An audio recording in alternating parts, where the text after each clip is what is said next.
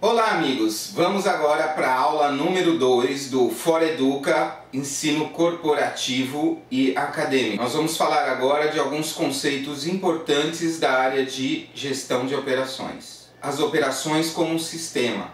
Como qualquer sistema, ele tem as entradas, a transformação e as saídas. O que é um sistema? Um sistema é um conjunto de componentes que tem um único objetivo e que cada componente tem a sua função específica. Então vamos falar, a gente pode dar como exemplo o sistema cardíaco num ser humano. As entradas externas são as legais e políticas. Por que são legais e políticas? Por exemplo, para você abrir um negócio, para você manter o seu negócio, você depende das leis e das políticas locais ou federais ou municipais, né? As legais, por exemplo, se for uma pizzaria, abrir a pizzaria ou manter a pizzaria, eu preciso de autorização da Anvisa, da Prefeitura, da Receita Federal, né? Tudo isso tem a ver com essa entrada legal ou política. Na questão social, a entrada social refere-se a um ambiente social que a gente está inserido. Esse ambiente social pode fornecer as pessoas que vão ser, por exemplo, os nossos funcionários, ou mesmo os nossos clientes, ou mesmo que não seja nem funcionário nem cliente, sempre vai haver uma interação entre a sociedade e aquela empresa naquele determinado local. O terceiro item das entradas externas é as econômicas. Essas econômicas, elas funcionam como? As econômicas, por exemplo, só para avaliação se eu vou ter lucro ou não, quando que vai ser o break-even, quantos de impostos, qual é o lugar com menor imposto, onde eu vou ter um custo menor de equipamentos ou de logística. Então, todas essas entradas são as entradas econômicas. Você pode entrar também a parte macroeconômica da empresa, câmbio, juros, local. E tem também a tecnológica. Por exemplo, se eu vou abrir uma empresa de produção de notebooks, qual que seria melhor? Uma tecnologia de produção manual ou uma produção automatizada? O que vocês acham? Exatamente, né? Vai depender do volume de itens que eu vou trabalhar. Se eu vou trabalhar, por exemplo, no começo da minha empresa com apenas 20 notebooks por mês, não adianta eu comprar uma linha totalmente automatizada. Por quê? Porque ela vai ficar muito cara. Com 2, 3 funcionários eu consigo manter um bom ritmo de trabalho. Se eu comprar um robô que faz isso, ele vai trabalhar no mês uns 2 dias e depois ele vai ficar sem ter o que fazer. Ok? Agora, conforme a minha empresa começa a ter volume, aí eu vou passando várias fases, várias atividades para a parte automatizada. Até o momento em que eu tenho totalmente automatizada, robotizada, quando eu tiver, por exemplo, uma produção de 10 mil itens. Uma característica muito importante dessas externas, das entradas externas, e essa que eu vou falar agora de mercado, é que ela não é tangível, ela não é palpável, elas são informações. Isso quer dizer o seguinte, que eu preciso dessas informações como entrada para desenvolver o meu negócio. Mas elas não são tangíveis. Então, se a gente falar do mercado, a primeira que a gente vai falar é a concorrência. É óbvio, né? Eu tenho que saber o preço da concorrência, a qualidade da concorrência, a localização da concorrência. Todas essas informações são fundamentais para o meu negócio. O que mais? Informação sobre produtos. Se eu vou desenvolver um computador, quais são as tecnologias referentes àquele produto? Qual é a especificação de material que eu utilizo, por exemplo, numa tela de LED, num monitor de LED? Então, as informações do produto também são fundamentais. Não necessariamente que eu preciso seguir essas informações, mas eu preciso ter essas informações para tomar a minha decisão. Necessidades e dos desejos do meu cliente. Necessidade é quando alguma coisa que efetivamente ele precisa. Por exemplo, ele precisa de um caminhão para fazer o transporte da carga dele. Então tem as especificações que são as necessidades que ele tem. Eu preciso comprar um carro esporte para passear no meu final de semana. Então aí já é um desejo, alguma coisa que eu gostaria de ter, mas não necessariamente é uma necessidade. E também temos as informações referentes aos nossos fornecedores, que também é fundamental. Então essas duas entradas são conhecidas como entradas intangíveis, e agora nós vamos falar dos recursos primários. Os recursos primários são todos tangíveis, e exatamente aquela que vocês falaram no início, que são matérias-primas e suprimentos, a gente vai colocar nesse momento. Que mais que entra? Pessoal, tanto a mão de obra direta, que é o MOD, quanto a mão de obra indireta, que é o MOI. Que mais que eu preciso? Dinheiro, né? Então o dinheiro entra como? Na forma de capital, mas também como capital de giro. Eu preciso de dinheiro para que a empresa funcione por algum tempo. Compra, por exemplo, peças de computador na Ásia, vai demorar quase 30 dias para essas peças chegarem aqui. Quando eu vender o meu computador depois de pronto, depois de uns 30 dias de processo de fabricação, eu tenho mais 3 meses ainda de média de pagamento do meu cliente. Então eu tenho que sustentar o meu negócio desde o pagamento para a matéria-prima até o efetivo recebimento do meu cliente de serviços públicos. Aí entra a energia elétrica, aí entra gás, entra a telefonia. Tudo isso é fundamental e é efetivamente um bem primário também, um recurso primário. Bem, entrou todos esses recursos primários, o de mercado e os externos. O que vai acontecer agora? Vai vir a transformação. Nós temos vários tipos de transformação. A mais conhecida é a física, manufatura e também a parte de mineração. Então transformar vários componentes de um computador num computador.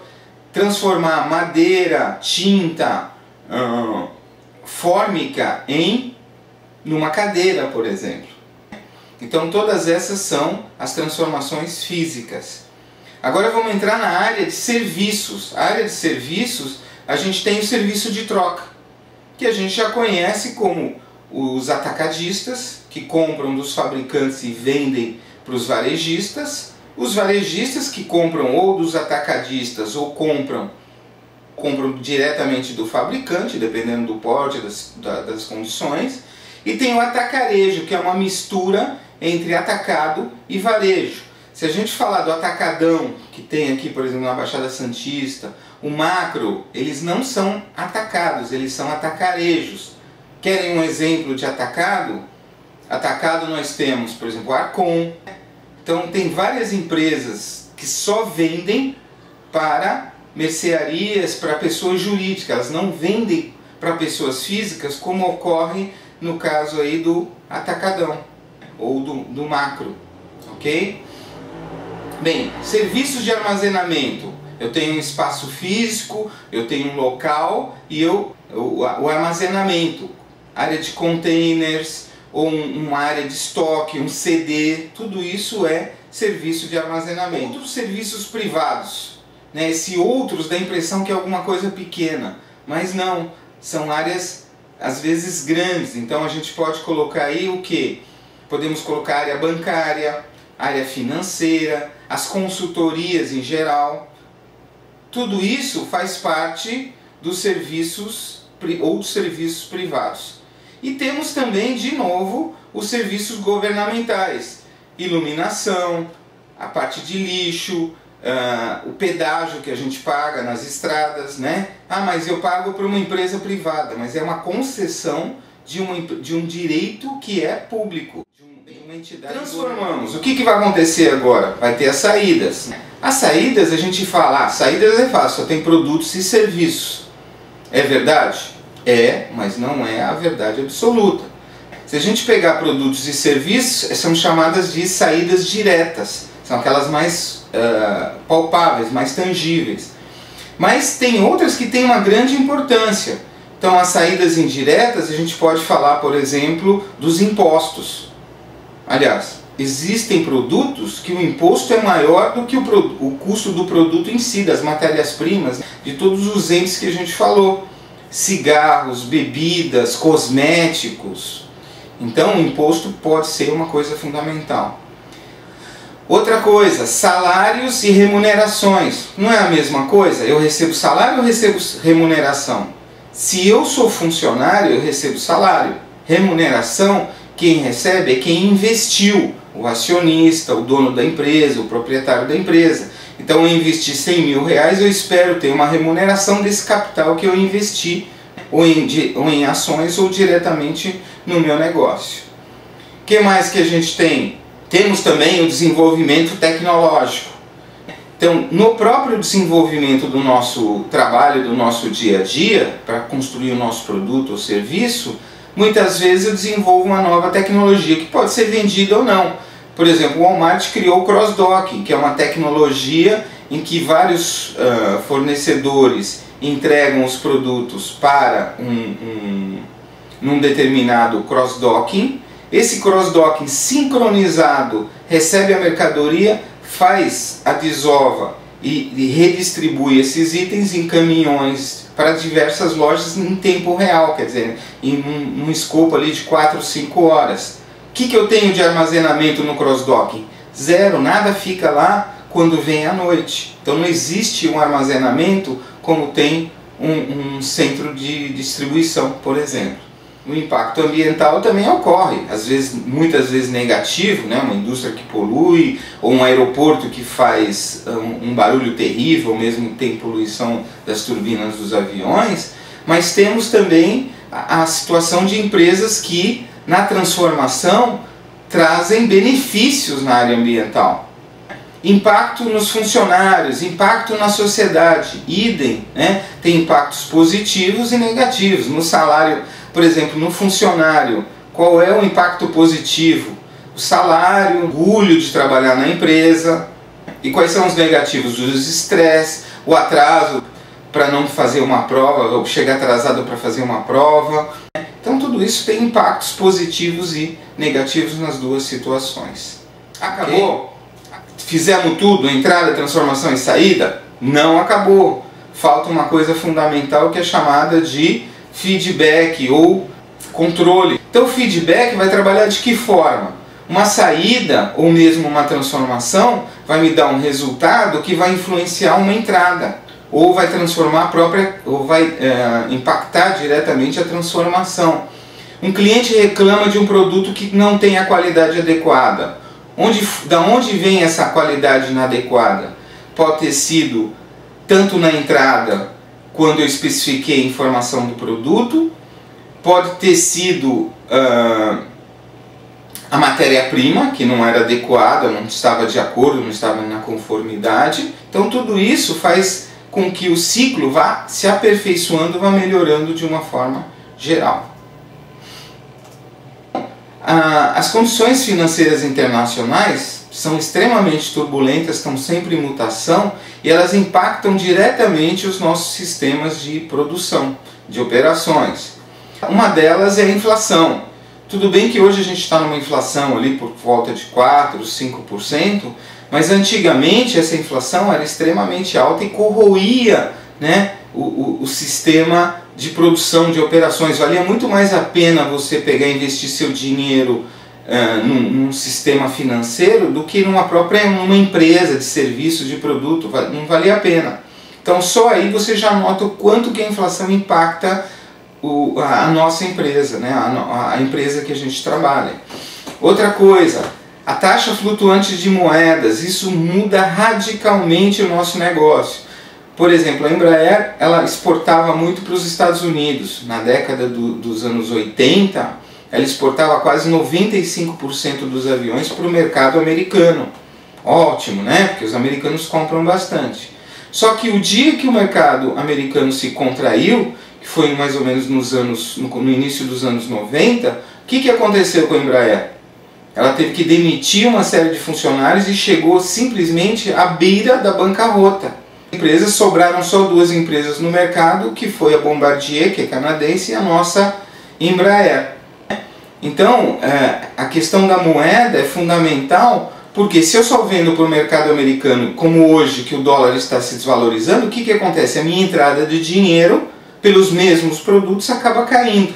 Por exemplo, se eu precisar de um empréstimo, vale a pena tirar um empréstimo no mercado internacional? Mas só que essa variação das moedas pode derrubar. Se eu faço um empréstimo em dólares e o dólar reverte e começa a aumentar, o que acontece com o meu empréstimo?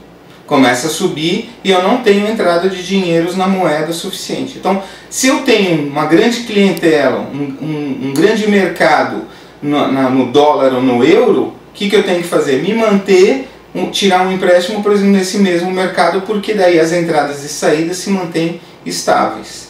Taxa de juros, outra coisa. Nosso país é um dos países que tem a maior taxa de juros real, né, de todo o planeta. Se não me engano, hoje nós somos o segundo nessa situação. O que ocorre?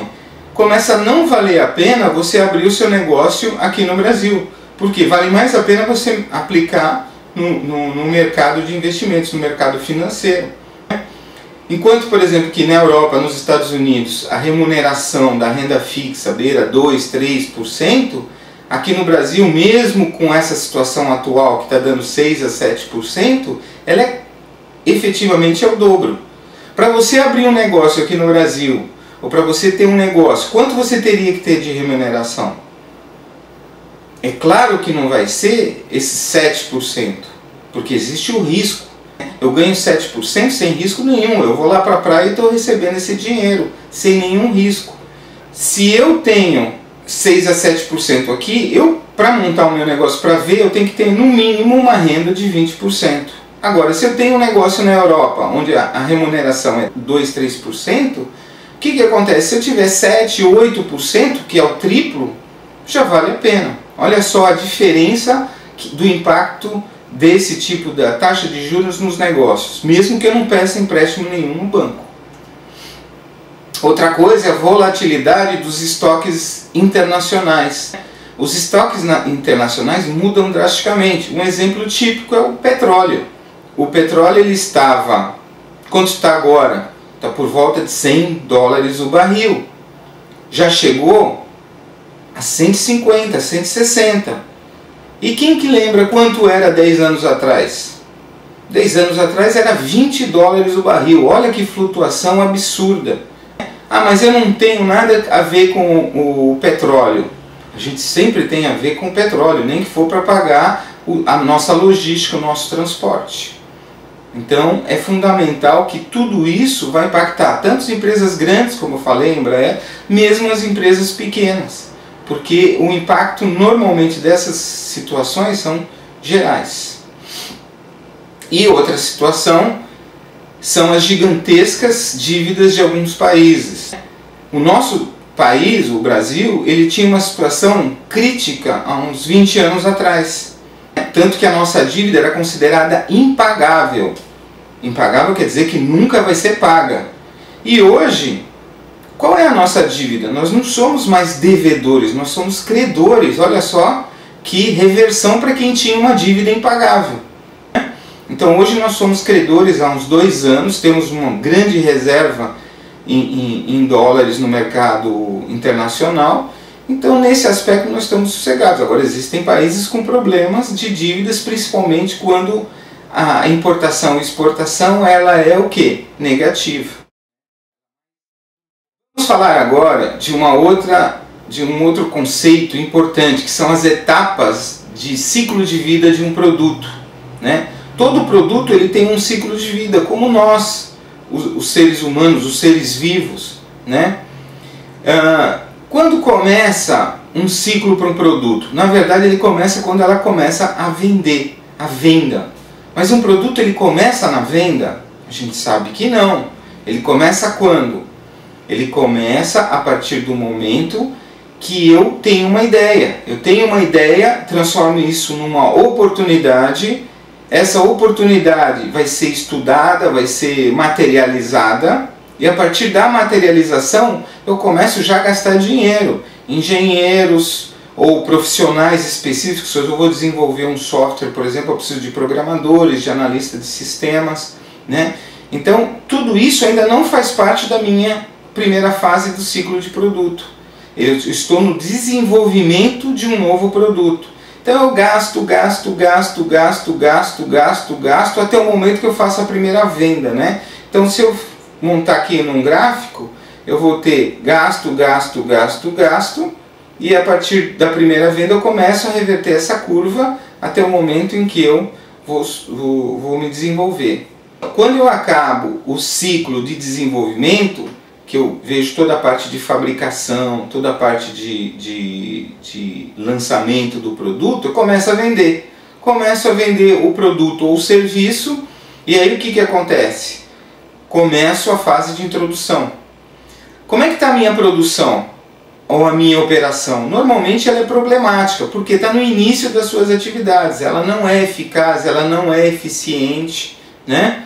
O marketing, muitas vezes eu projetei que o meu nicho de atendimento ia ser determinado tipo de cliente. Só que começando a vender, eu começo a notar que não era bem aquilo. Muitas vezes eu noto que não é nada daquilo. Às vezes eu acabo vendendo para outro tipo de cliente que eu nem imaginava.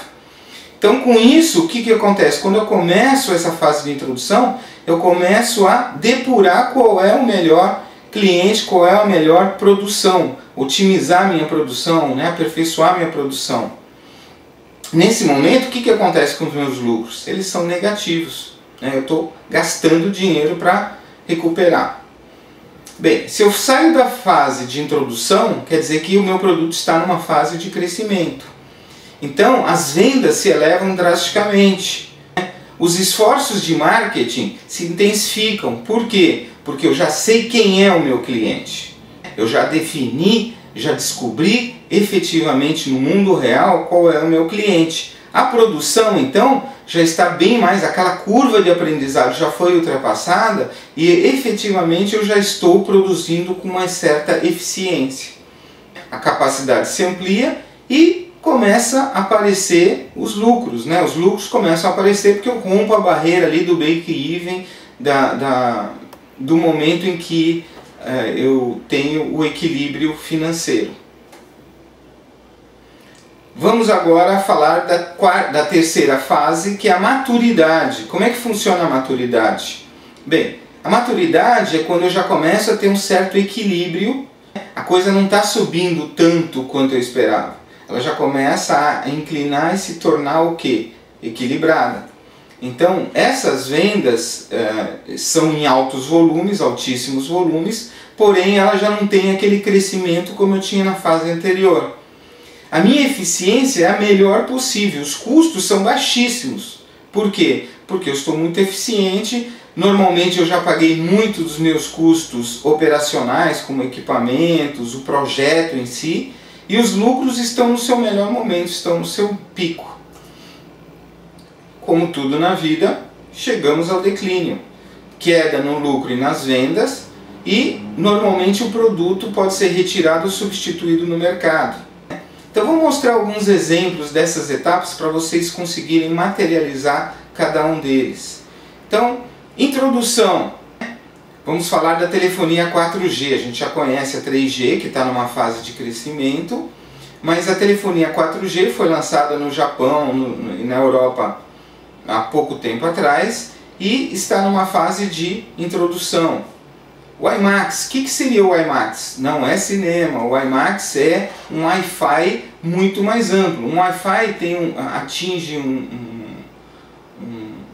limite de 500 metros, 600 metros, 300 metros. Se tem muito aparelho, às vezes nem 100 metros chega, né? O IMAX não é região metropolitana. Então, se alguém colocasse uma antena WiMAX aqui em Santos, por exemplo, ou no Rio de Janeiro, ou em Paris, ele atingiria toda a área metropolitana. Então você teria um Wi-Fi local, né, para aquele local grande, uma amplitude bem maior. E um outro que foi lançado há 15 dias atrás, o iPad 2, também está numa fase de introdução. A produção começou lá na Ásia, na China. A produtividade não é tão alta. O nicho de mercado que ele vai atender ainda não está muito bem definido, né? Se tem uma projeção, mas não se tem a certeza ainda. Então eles estão nessa fase de introdução. Crescimento, o que a gente teria?